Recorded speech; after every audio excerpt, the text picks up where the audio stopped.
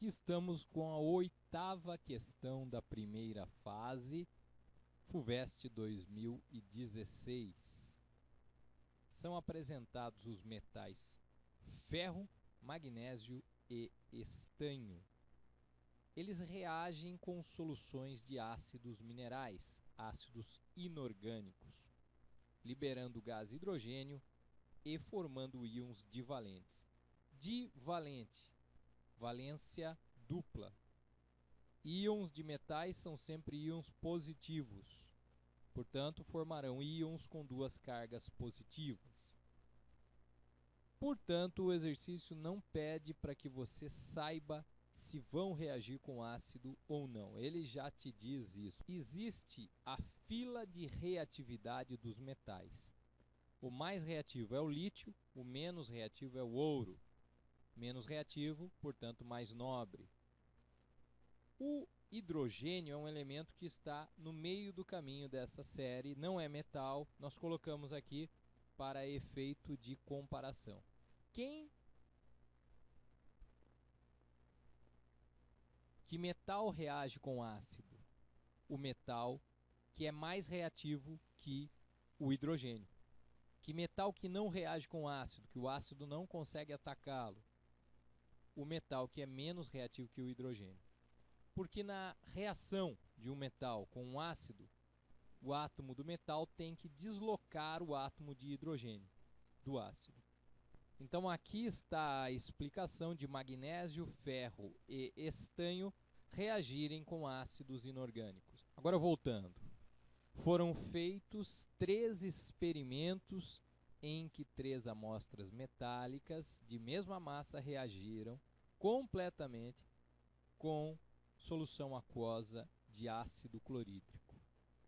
Nas reações com todas as amostras, a concentração de ácido clorídrico utilizada foi a mesma. No primeiro experimento, a composição da amostra metálica era ferro puro. No segundo, parte da massa era impureza e essa impureza era magnésio. E no terceiro experimento havia também uma impureza, que era o estanho. Portanto, no primeiro experimento, tínhamos 5,6 gramas apenas de átomos de ferro. No segundo, uma parte dessa massa era de átomos de magnésio. E no terceiro, uma parte dessa massa era de átomos de estanho. Na reação com HCl, o que importa é a quantidade de átomos desses metais. Cada átomo é capaz de deslocar um hidrogênio. Portanto, precisamos aqui descobrir se a impureza trouxe mais átomos desses metais ou menos átomos no total. E temos que comparar então. É mais negócio para reagir com o HCl ter magnésio como impureza, ter estanho como impureza, ou isso te dá menos metais do que você tem no ferro puro? Como é que a gente vai fazer esse raciocínio? A gente tem que pensar o seguinte: foram dadas as massas molares, que é a massa da substância onde você tem 1 mol da substância. O que significa ter 1 mol da substância? Significa ter 6 vezes 10 elevado a 23 unidades dessa substância. Como estamos falando aqui de metais, ter 1 mol de um metal significa ter 6 vezes 10 elevado a 23 átomos desse metal. Para o magnésio, veja que eu preciso de 24 gramas para ter 1 mol desse cara. Ferro, eu preciso de 56 gramas, preciso de muito mais.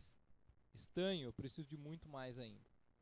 Fica claro, só de olhar a massa molar que foi dada no exercício, que uma menor massa de magnésio te dá o mesmo número de átomos do que você precisa para ferro e estanho.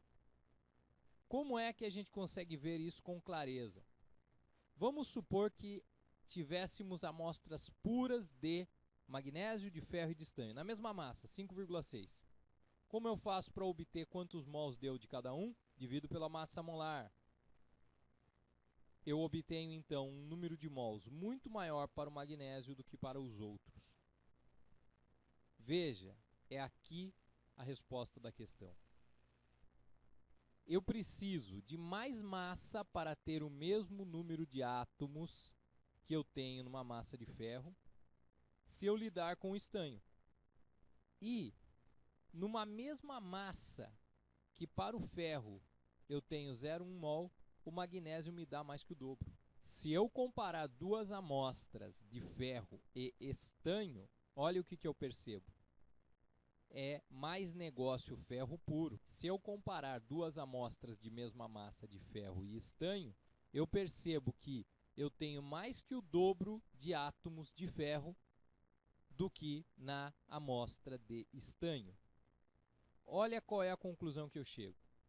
Se eu tiver ferro misturado com magnésio, eu vou ter mais átomos do que no ferro puro. Portanto, vou precisar de um volume maior quando eu tenho ferro misturado com magnésio. Portanto, vou precisar de um volume maior de HCl para reagir com ferro misturado com magnésio. Porém, quando eu tenho ferro misturado com estanho, a massa total vai me dar menos átomos do que no ferro puro. Então, eu vou precisar de menos HCl na minha reação. Portanto, no segundo experimento, onde eu uso o volume V2, é o volume maior de HCl dos 3 experimentos. No terceiro experimento, onde eu uso ferro misturado com estanho, eu vou precisar de um volume menor de HCl. V2 como o volume maior e V3 como o volume menor. V2 maior, V3 menor e V1, que é o volume necessário de HCl para reagir com o ferro puro, é o volume intermediário. A eletrólise é um processo químico onde, pelo uso de energia elétrica, a gente neutraliza os íons. Lembre-se, cátion é positivo, ânion é negativo. Todo íon tem uma carga. Na eletrólise, o objetivo é descarregar cada íon. A gente até brinca que a eletrólise nada mais é do que uma seção de descarrego. Olha só, sulfato de cobre é o sal utilizado nessa eletrólise. Sulfato de cobre 2. Esse cara é colocado em água ou é uma eletrólise sem a utilização de água? Então veja que aqui foi falado que é uma solução de sulfato, portanto é em água, né, como é mais comum mesmo. O cobre, então, como é uma eletrólise aquosa, ele vai concorrer com o íon H+. Eu só quero lembrar você que aqui ele só consegue fazer a eletrólise sendo aquosa porque ele ganha na concorrência com o cátion H+. Senão, quem iria neutralizar era o cátion H+. Quando a eletrólise é aquosa, você tem que verificar isso antes. Muito bem. Então, qual é a reação que vai ocorrer? Você pode verificar facilmente que quem vai, de fato, entrar em reação é o cobre 2+. Ele vai receber 2 elétrons, virar cobre 0. Para cada cobre 2+, você vai ter a formação de um cobre 0, com a utilização de 2 elétrons para cada íon cobre 2+ neutralizado. Então, cada cobre formado necessitará de 2 elétrons e, portanto, cada mol de cobre produzido necessitará de 2 mols de elétrons, ok? Veja bem. Então, se a gente descobrir o número de mols de elétrons que estão passando, nós vamos descobrir o número de mols de cobre que foi produzido. Como é que eu faço então? O exercício ele me fala que foram 3 horas de eletrólise e que a carga, né, a intensidade da corrente elétrica foi de 10 amperes. Então eu quero lembrar você que o ampere significa 1 coulomb por segundo. Então, se são 10 amperes, quer dizer 10 coulombs por segundo. Mas quantos segundos levaram essa eletrólise? Foi falado ali, 3 horas, que são 3.600 segundos vezes 3, porque cada hora tem 3.600 segundos. Isso dá 10.800 segundos. Então, qual é a carga que está passando por aquela eletrólise? 10.800 vezes 10. Por que isso? Porque eu tenho 10 amperes. Eu devo multiplicar a minha corrente, 10 amperes, pelo meu tempo para obter a carga. É aquela velha fórmula kit. É o seu kit de eletroquímica quantitativa. É a única coisa que você tem que saber. A quantidade de carga é dada pela corrente multiplicado pelo tempo em segundo. Corrente em ampere, tempo em segundo.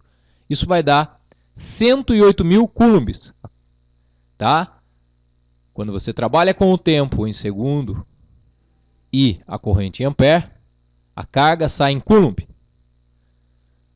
Chegando na carga, você deve se lembrar que foi dado, inclusive no exercício, que é a constante de Faraday, que nos diz que cada mol de elétrons tem 96.500 coulombs.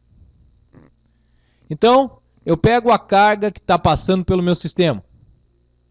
Veja que essa carga, acabamos de calcular, 108.000 coulombs. Divido pela constante de Faraday e obtenho 1.12. 1.12 é o número de mols de elétrons que eu tenho. Para cada 96.500 coulombs, eu tenho 1 mol de elétrons. Se eu tenho 108.000 coulombs, eu tenho 1.12 mol de elétrons. Repare que está bem perto de 1 mol aqui, deu 1.12. Então aí a gente volta naquela relação que foi vista no começo, pela equação da reação. Cada cobre formado usa 2 mols de elétrons. Se eu tenho 1.12 mols de elétrons, é porque eu tenho 0,56 mols de cobre produzidos. O meu desejo é saber a massa de cobre. Eu vou aqui no exercício, ele me diz que a massa molar do cobre é 63,5. 63,5. Eu multiplico isso pelo número de mols de cobre que eu tenho, que é 0,56. Então agora eu pego a massa molar do cobre dada no exercício, que é 63,5 gramas, e multiplico pelo número de mols de cobre que a gente viu que foi obtido, que é 0,56 mols. Então, multiplico por 0,56 e obtenho 35, e, logicamente, a única resposta aqui que você iria encontrar é a resposta D. 35,5 gramas de cobre foram produzidos. Espero ter te ajudado e um bom estudo para você.